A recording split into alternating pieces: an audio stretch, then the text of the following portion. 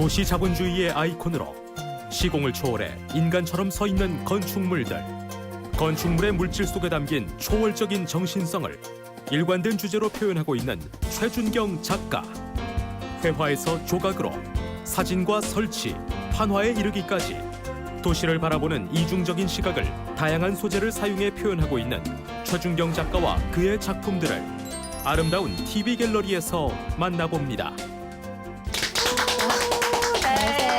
오늘은 저희 프로그램 이름인 아름다운 TV 갤러리에 딱 맞는 작가님이 아니신가 해요. 자, 아름다운 우리 최준경 작가님 나와주셨네요. 안녕하세요. 안녕하세요. 네. 아, 정말 아름다우시죠? 네. 네. 근래 보기 드물게 계속 남자 작가들. 네. 근데 아름다운 외모와는 다르게 네. 작품에서 상당히 그러게요. 남성적이고 터프한 그런 작품을 보여주고 있네요. 네, 뭐 작품들이 한 가지의 그런 뭐 형태가 아니에요, 지금. 네. 사진도 있고 판화도 있는데 어떤 작가님이신가요? 박 네, 기자님? 최준경 작가님은 사진과 평면 회화 다양하게 넘나드는 설치 미술도 하시고요. 다양한 매체를 활용해서 작업을 하는 작가님이신데요. 네. 오늘은 최준경 작가님의 작품을 보면서 저 작가가 무엇을 말하고 있는가를 알아가는 것이 작품 이해하는 포인트라고 볼 수 있겠습니다. 네, 자 그러면은 저희가 이렇게 저희끼리 조금 예상을 해봤는데 어떻게 좀 소개를 해주시겠어요? 네, 저는 이제 일단 건축물이라는 소재를 매우 흥미롭게 보고 그것을 볼 때 어떤 여러 가지 다양한 감정을 한 가지가 아닌 다양한 매체와 재료로서 풀어나가는 그런 작가라고 볼 수 있겠습니다. 그러면 처음에 이제 미술을 어떤 쪽을 먼저 시작했는지 좀 궁금한데요. 처음에는 이제 그림으로 먼저 시작을 했었는데 제가 느낀 어떤 건축물에 담겨진 감정을 그림 하나로만 풀어내기가 한계가 있어서 그 다음부터는 설치, 판화, 그 다음에 사진 등으로 풀어가니까 훨씬 더 저의 그 건축물을 바라보는 복잡한 감정들을 더 잘 담아낼 수 있었습니다. 근데 좀 신기하죠. 여성분이신데 왜 건축물에 좀 이렇게 관심이 가셨을까? 제가 볼 때 사실은 가장 궁금했던 게 그거였었어요. 최준경 작가를 이렇게 바라다 볼 때 네.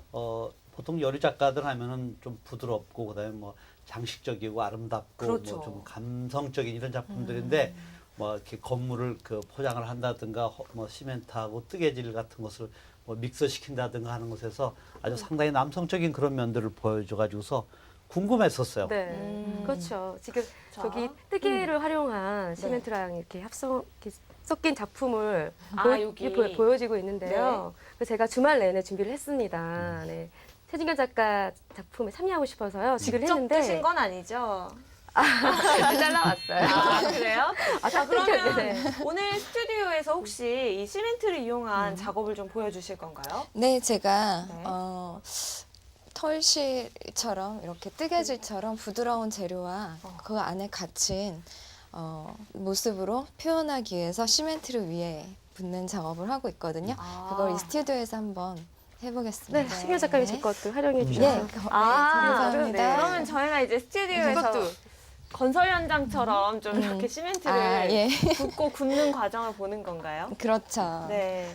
근데 의미가 좀 있을 것 같아요. 왜 하필 시멘트와 이 뜨개질 이런 소재인지. 처음에 이제 하게 된 것은 네. 일단 저희 아버지가 건축가셨고 토목 일을 많이 하셨어요. 그래서 어렸을 때 아버지가 하시던 그런 건설 현장에서 그 시멘트의 이미지, 육중한 그 이미지들이 인간을 우리가 감싸고 있지만 접할 기회가 없었는데 그런 것들을 아버지가 하시는 일과 할머니가 또 아버지를 교육시키기 위해 계속 바느질과 뜨개질 뭐 이런 일들을 많이 하셨어요. 그랬을 때 그 두 가지가 되게 대비되는 게 재밌었어요. 그래서 건물의 어떤 육중한 시멘트 느낌 안에 사실은 할머니의 여린 그런 손길과 희생이 들어있었기 때문이라는 생각이 들어서 그때부터 이제 시멘트 안에 화석화된 인간의 어떤 생활의 네. 이면의 모습을. 예, 희생, 그러면은 그런 뒤에 것들. 있는 작품은 지금 완성된 작품이잖아요. 네. 언제 좀 완성을 하셨는지. 이 작품은 작년에 개인전 때 출품했던 작품이고 1년 전에 했었던 작품이에요. 혹시 제목이 붙어 있나요? 제목은 Big Nothing이라는 영어로 된 작품인데 Big Nothing이라고 하면 큰 아무것도 아닌 것이라는 뜻이잖아요. 네. 그래서 굉장히 커다란 희생이었는데 지금은 건물 속에 다 녹아든 아무것도 아닌 인간의 희생 같은 느낌이 들어서 그렇게 지었습니다. 작품이 네. 아주 참 독특하고 일단 다루고 있는 오브제라든가 이런 것들이 네. 아주 이색적이어서 역시 작가는 그 환경의 지배를 받는 그런 사람이라는 것이 생각이 들어요. 예를 들면 세자르 같은 사람들이 작품을 할 때 주로 어떻게 했는가 하면은 전부 다 자동차 바퀴라든가 자동차 본네트 뭐 이런 것을 사용을 해서 자기 작품을 제작을 하거든요. 그런데 장페르 레이노라는 사람도 작품의 상당수가 화분을 모델로 하고 있어요. 왜냐하면 그 사람이 출신이 원예 작가이기 때문에. 근데 역시 지금 네. 최준경 작가도 저렇게 작품을 제작하는 것에 있어서 보니까 그 아버지의 어떤 그 건설 현장에서의 어떤 느낌, 그다음에 할머니의 그런 그 아주 여린 그 솜씨로 뜬 뜨개질 이런 것들을 그냥 그쵸. 믹서시키는. 작가님께서 그 작업을 하시게 된 계기가 있을 것 같아요. 그러니까요. 많은 거의 모든 이제 아버지가 음. 건축 일을 하시는 모든 분들이 건축을 소재로도 작업을 하지는 않잖아요. 네, 그렇죠. 네. 네, 그렇게 보면 저는 사실 건축을 어렸을 때부터 많이 접할 기회가 있었다고 볼 수 있고 이미 완성되기 전부터 아버지 보러 많이 그 미완성된 건물을 많이 봤었어요. 그러다가 이제 어렸을 때 살았던 어떤 환경이 이제 삼풍 백화점하고 마주본 곳에서 살고 있었어요. 예, 그래서 그 백화점이 없을 때부터 그곳에 살았고 집 앞에서 그게 차곡차곡 올라가는 모습을 매일 보아왔어요. 그러던 와중에 15살쯤에 그곳이 또 무너지는 것을 목격하게 됐어요. 바로 집에서 창문으로 집 앞에 창문을 통해서 집 안에서 그 광경을 목격하고 건축물이 탄생되는 순간부터 무너지는 순간까지를 목격을 하고 나서는 이것들이 하나의 굳건한 그냥 실체가 아니라 인간처럼 태어나고 자라고 죽을 수 있는 생명이 담긴 어떤 것으로 느껴졌어요.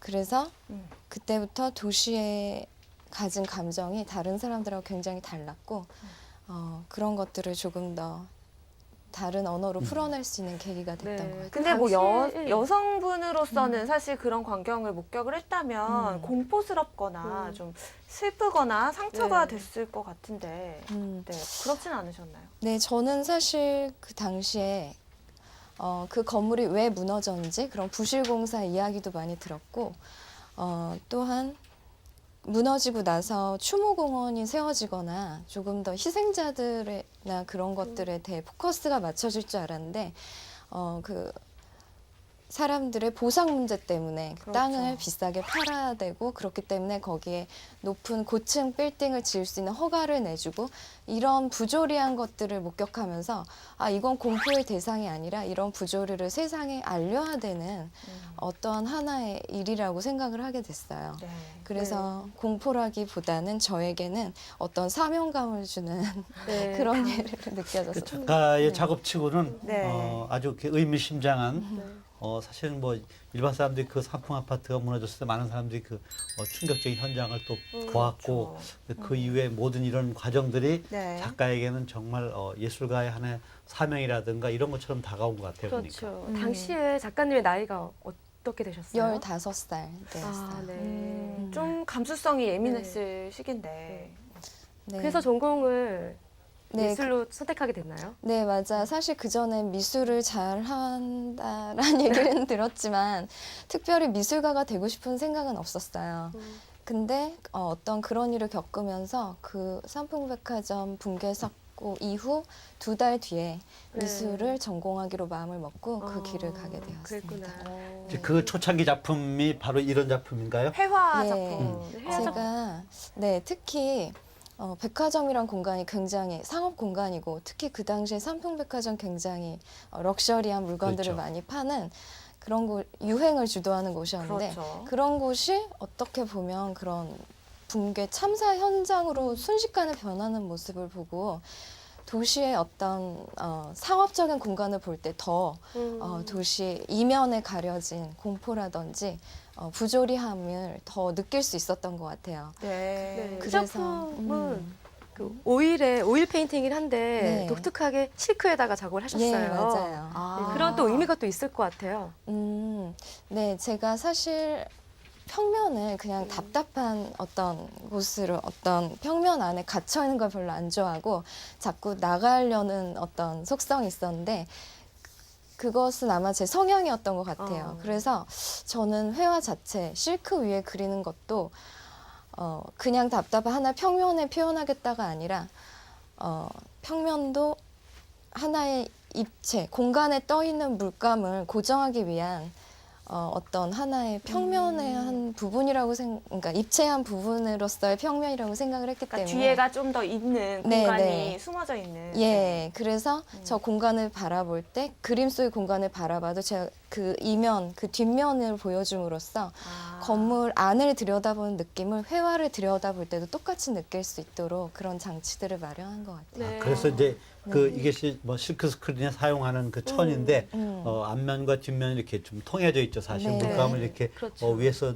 저 뿌리면은 뒤로 이렇게 나올 수 있도록 네. 상당히 일반적인 그 회화의 작업과는 좀 색다른 그런 작업 스타일을 네. 초기부터 보여준 것 같아요. 그래서 이 최진경 네. 작가 작품이 전 아주 되게 급 관심을 가지고 있었는데 작가의 작품 세계를 이렇게 살펴보면서 일단 다양하고 작품 세계가 그다음에 작품의 형태라든가 이런 것이 아주 자유스럽고 네. 그러니까 뭐 그 실크 스크린에 판화 기법도 있고 그다음에 저 앞에 보이는 것처럼 메트로폴리탄에 있는 그 조각 작품을 갖다가 사진으로 콜라주해서 만들어 놓은 작품도 있고 실제 이렇게 뜨개질 위에다가 시멘트를 갖다 부어가지고 입체적인 작품을 하는 것도 있고 그러니까 네. 이 작가가 보여주고 있는 여러 가지 모습들이 대단히 흥미로운 거예요. 그것도 젊은 작가가 그렇죠. 그렇죠. 네. 그것도 또 젊은 여류 작가가 왜 저렇게 사실은 건축적이고 뭐 시멘트 이런 건 남성적인 이미지가 강하잖아요. 그렇죠. 또 대학교 때는 그랬다고 해요. 그런 그 기술적인 테크닉을 습득하는 거에 관심이 많았다고 하는데요. 아. 그 도예라든지 그 남자들도 힘들다는 용접까지 네, 습득을 하셨고요. 보통 조속과에서 할 법한 네, 용접을. 그렇다고 하고 또 최근에는 대장간에서 인턴을 하고 싶다는 그런 얘기도 있던데요. 그 어디서 그런 에너지가 뿜어 나오는지가 궁금하거든요. 아버지를 좀 동경하셨나요?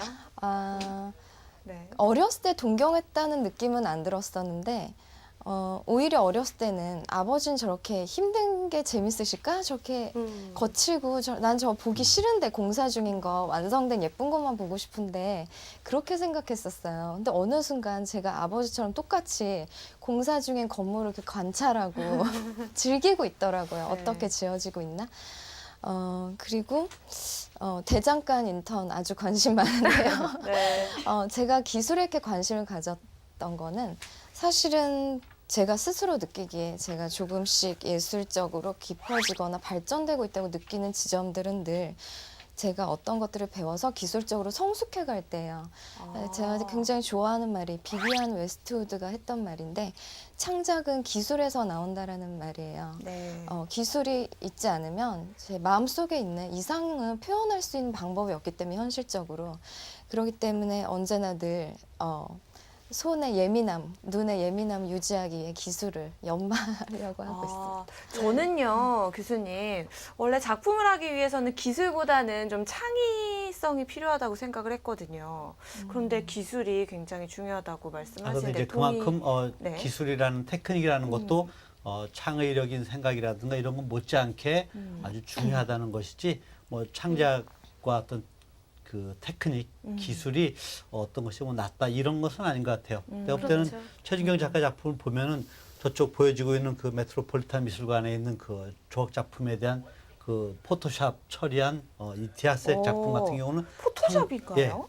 사실 상당한 테크닉을 요하는 거죠. 오. 그리고 저 작품의 저 시멘트에다가 이렇게 철사를 이렇게 올려가지고 하는 것을 보면 또 상당히 창의적인 이런 면들이 있고. 아, 그렇죠. 막 이게 네. 특히 박혜영 씨가 저 도시의 여신을 보고 자꾸 자유의 여신상하고 비교하고 싶다고 그랬었는데 아, 아, 교수님 저는- 그렇게 또 말씀하시네요. 제가 네. 질문 드리려고 했는데. 저는 네. 이 작품이 네. 정말 그냥 사진인 줄만 알았거든요. 저런 네. 작품이 있는 줄 알았는데 합성을 한 거죠. 합성을 이제. 하신 그렇죠. 거예요. 포토샵의 스킬로 이용해가지고 합성한 작품인데. 어. 그러니까 그것에서 아마 최준경 작가가 그 스킬, 기술이라고 하는 것을 네.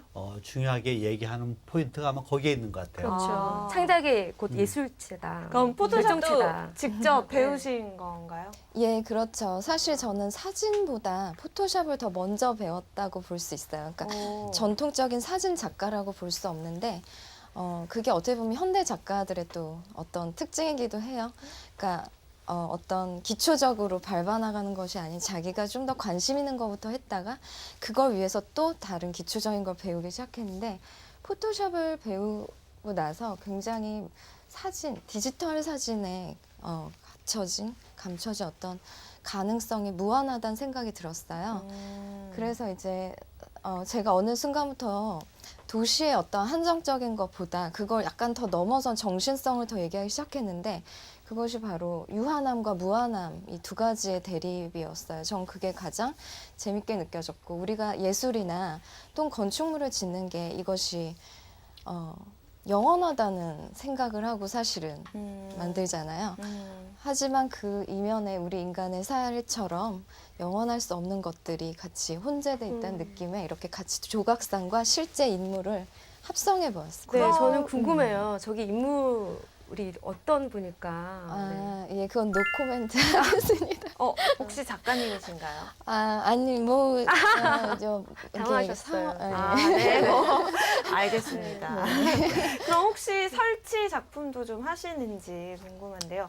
제 네. 옆에 있는 건 설치라고 할 수는 그렇죠. 없죠. 네. 설치 미술이라고 어떤 했을 면에선 때, 네. 설치라고 네. 할 수 있는 게 네. 설치가 되어 있지 않으면 사실 볼 수 없어요. 이건 다 말아져서 롤로 되어 있는데 이것들을 이렇게 펼쳐놓을 때 어떻게 펼쳐지느냐에 따라 전시장마다 제가 항상 연출을 다르게 할 수 있다는 면에서는 설치 작품을 설치의 어떤 형태를 가진 판화 작품이라고 할 수가 있어요. 네. 이 건축물의 모델은 어디에 있는 건가요? 그러니까요. 이거는 뉴욕 맨하탄에 새로 지어지고 있었던 빌딩이었는데 네. 이렇게까지 길지 않았고 한 저 정도에서 이제 지어지고 있었는데 제가 판화 틀을 이제 만들었어요. 그래서 중간 정도에서는 같은 판화 틀로 계속 반복해서 밑으로 찍어냈어요. 이제 그런 느낌이 제가 봤을 때 인간이 계속 건물을 높이 올리고 확장하는 그 방식과 제가 판화를 한 이미지에서 계속 연결해서 찍는 모습이 굉장히 비슷하다고 생각을 해서 네, 그렇게 네, 하게 그래서 됐습니다. 설치 작품이 네. 멋지게 탄생됐는데요. 음. 근데 고대 그리스 조각상에 있는 그런 흰 천이 감고 있어요. 네. 특별한 이유가 있어요? 예, 제가 이걸 이제 접하게 된 게, 그 박물관에서 오래된 조각상들을 하나 보고 또 지금 지어지고 있는 빌딩을 보고 이게 굉장히 동시적으로 이루어지는 어떤 하루의 일상이었잖아요. 그래서 보다 보니까 어떻게 보면 현대의 여신은 건축물이 아닐까라는 생각도 들었고 네. 또 여신이 이렇게 감싸고 있는 것들은 영원이나 신을 숭배했지만 현대는 그 가치가 많이 물질로 왔잖아요. 그래서 그런 영원성과 일시성들을 함께 조합해 볼 때 재밌겠다. 그리고 건축물이 항상 건축될 때 뭔가 천으로 감싸고 있잖아요. 뭔가 먼지 나지 않고 안전을 위해.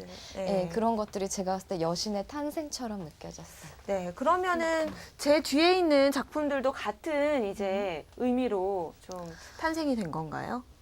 예, 그런 의미에서 이거는 어떻게 보면 판화 기법으로 좀 길게 찍었다면 네. 저거는 조금 더 함축적인 의미로 그것에 대한 의미를 조금 네. 더 그럼 직설적으로 얘기를 네. 해봤어요. 작품 제목이 도시의 여신들이라 그래요. 그래서 제가 교수님한테 뉴욕에 여쭤보려고. 자유여신상이 있다면 네. 대한민국에는 도시 여신상이 있다. 그래서 그럼 네, 같이 평가 좀 해달라고 그렇게 제가 여쭤봤는데 근데 네, 어떠세요 교수님? 우리 네. 뭐 자유의 여신상은 사실 네. 뭐 저 미국에서 뉴욕에서 특히 아주 관광지로 아주 유명한 그런 그 거고 네. 이제 뭐 미국의 독립을 기념하기 위해서 이제 블란셋을 네. 만들어서 보내준 거거든요. 거기에는 이제 아름답고 그다음에 뭐 자유와 독립에 대한 이런 그 염원이라든 이런 것이 아주 아름답게 표현이 되어 있는데 그 점에 있어서는 상당히 탄미적인데 그런 것이 최준경 작가는 이쪽에서 보면은 탄미적이라기보다는 아주 좀 철학적이고 작가의 어떤 의미심장한 메시지를 전하고자 하는 그런 것이 아주 강한 그렇죠. 건축의 여신 같은 그런 느낌을 주고 있어요. 그렇다면은 자유의 여신상은 이제 맨하탄에서 좀 떨어진 섬에 있는데 네. 우리 혜영 마케터님은 지금 이 작품들 도시의 여신은 어디에 좀 있으면 가장 좀 효과적일까요? 네, 대한민국의 패션 1번지라고 하죠. 네. 청담동에 있는 명품 거리에 아. 공사 현장이라든지 그 건물 외벽 같은데 이런 작품이 설치가 되면은 굉장히 좋지 않을까라는 생각이 이제 들어요. 의상에 그런 상점이 들어설 것이다. 그 공사 네. 중이다. 그 의미를 나타내기 위해서. 그렇죠. 최진경 작가의 그런 철학이 있는 담겨 있는 그런 작품이 설치가 된다면은 그 공간 자체도 어떻게 뭐 그 상품이 활용이. 상승이 되고 네. 작가의 작품이랑 어우러져 가지고 그렇지 않을까라는 생각을 해봤어요. 실제 저 최준경 작가 뉴욕에서는 그런 그 공사 현장 같은 작품의 인스탈레이션 됐던 것들이 좀 있지 않았나요? 예, 맞아요. 오. 첼시 근처에 그게 어떤 젊은 작가들이 주도적으로 모여서 만든 프로젝트가 있었는데 아트브릿지라는 프로젝트였어요. 그래서 건설 현장에 어떤 보호 목적으로 이렇게 세워놓은 것들에 그런 천막들에다가 작가들의 작품 이미지를 새겨서 다 같이 전시를 했었어요. 그래서 길에서 하는 전시였죠. 네. 약간 좀 뭐 게릴라성 그 작가들의 퍼포먼스 같은 네. 느낌이라고 봐야 근데 되겠죠. 뭐 미관상 굉장히 좋았을 것 같아요. 예, 되게 그리고 사실 네. 그냥 다른 이미지를 거기 한 거보다 제가 도시에서 느낀 것들을 바로 도시에 보여주기 때문에 어떻게 보면 그 의미가 서로 통해서 네.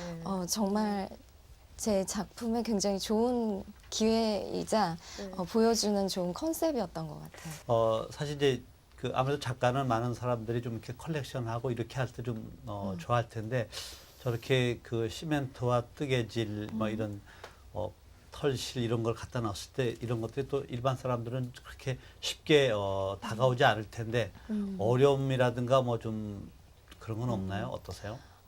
물론 미술 감상을 많이 해보지 않으신 분들은 굉장히 생경해 하시고 좀 그런 면들은 있어요. 하지만 제 얘기를 다 듣고 다시 보실 때 그 아름다움이나 어떤 이야기를 찾아주실 때 어떻게 보면 더 보람을 느끼고 또 저는 제 작품이 단순히 뭐 개인이 집에 소장하는 걸 넘어서서 조금 더 많은 분야의 사람들과 콜라보레이션이 가능하기 때문에 가능성이 있다고 생각을 해요. 네. 그래서 건축가들이 만약에 어떤 벽 내부의 벽 한 면을 벽화처럼 이렇게 시멘트와 뜨개질을 어느 한 외벽에 네. 같이 굳힌다던가 그런 식으로 여러 가지 시도도 할 수 있고 또는 저런 건축물에 씌워진 어떤 천을 실제로도 한번 공사 중인 빌딩에 공사를 하기 때문에 항상 천을 씌워 놓잖아요. 네. 그 천에 프린트를 한다던가 그렇죠. 예, 그런 네. 방식으로 조금 더 확장될 수 있다고 네. 생각을 해요. 그렇습니다. 그 대한민국에 이제 개발을 하는 디벨로퍼님들은 최주경 작가에 대해서 이렇게 관심을 가지시고 집중을 한다면 굉장히 좋지 않을까라는 생각이 드는데요. 네, 자 지금 그러면 이제 작품이 어느 정도 완성이 되고 있는 건가요? 더 보여야 되나요? 아니면 어떻게 되나요? 아니요, 지금 이 정도만 부어도 될 것 같고요. 다 부으면은 마르는데 네, 이 이제. 정도의 느낌이 나고요. 네, 그리고 또 굳는데 하루 정도 걸려요. 그리고 하루 정도 지나고 나면 영구적으로 이렇게 잘 돼 있고 또 마르는 과정에서 부드러운 어떤 뜨개질과 시멘트의 화합 이런 미래적인 이야기를 좀 해볼 수 있을 것 같아요. 저희뿐만 아니라 이제 많은 시청자분들이 최준경 작가님을 더 많이 알고 싶어 하실 것 같아요. 이제 방송 시간 한정이 되어 있지만 혹시 뭐 전시회를 계획하고 계신 게 있는지 궁금한데요. 네, 작년에 이제 개인전을 열었고 아직 그래서 올해는 큰 계획이 없지만 단체전 등으로 또 계속 함께 여러분들을 찾아뵐 수 있는 기회를 만들어 갈 테니까 지켜봐 주시기 바랍니다. 아, 네. 자, 이쯤에서 교수님 좀 부담스러우신가요, 오늘? 네, 부담스러워요. 네, 교수님의 우리 김종근 교수님의 한 줄 평을 좀 들어보거든요. 많은 작가들이 뭐 좀 탐미적이고 아름답고 이런 것을 추구하는데 최준경 작가는 어떻게 본다면 가장 그 표현 양식이라든가 다루는 오브제에 있어서 가장 아방가르드한 그런 그 한국의 레전드의 한 그 라인에 서 있는 아주 지켜볼 만한 작가라고 생각이 들어요. 자, 좋은 말씀을 해주셨는데 저는 우리 해영 마케터에게도 좀 듣고 싶어요. 마케터로서 어떻게 좀 보셨는지. 저는 아주 그 유망하고 촉망받는 작가임에 틀림이 없다고 생각을 하고요. 최준경 작가님에 대해서 좀 더 만나서 얘기를 나눈다거나 작품 세계를 이해를 해 나간다면은 작품의 소장 가치도 이제 함께 더 상승되지 않을까라는 생각을 합니다. 네. 저희도 오늘 최준경 작가님과 함께 하면서 최준경 작가님의 매력에 푹 빠지게 됐고요. 앞으로는 정말 많은 분들, 온 국민이 최준경 작가님의 매력에 빠지시기를 저희가 소망하겠습니다. 오늘 저희 정말 즐거웠고요. 고생 많으셨습니다. 감사합니다. 네.